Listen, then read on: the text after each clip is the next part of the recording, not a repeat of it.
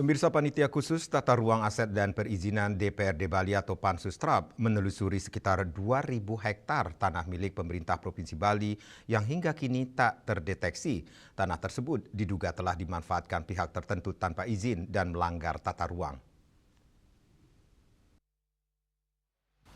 Sekretaris Pansus-Trap DPRD Bali, Idewo Nyoman Rai didampingi Ketua Imade Suparte dan anggota Pansus mengatakan, Pansus menemukan adanya indikasi hilangnya aset tanah milik pemerintah Provinsi Bali. Dari total sekitar 6.000 hektar tanah Pemprov Bali, baru 4.000 hektar lebih yang tercatat secara resmi.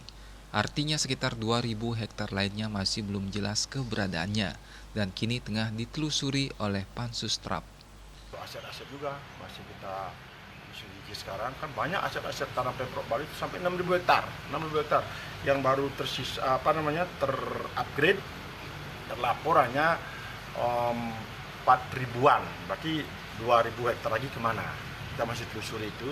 Takutnya kan yang 2.000 hektar ini dipakai oleh orang-orang lain yang sedang membangun sekarang. Itulah kita genjot sekarang. Itu yang dari tiga aspek saya kasih tahu. Lebih lanjut, Pansus-Trap menegaskan tidak akan mundur dalam memburu aset daerah yang hilang. Selain penelusuran aset, Pansus juga menegaskan akan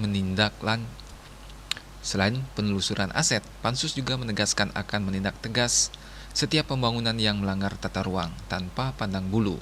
Langkah ini dinilai penting di tengah maraknya investasi bermasalah yang dinilai tidak berpihak pada lingkungan dan mengabaikan aturan tata ruang di Bali. Pansus-Trap memastikan hasil penelusuran ini akan menjadi dasar penertiban aset dan evaluasi perizinan demi menjaga tata ruang serta aset daerah Provinsi Bali.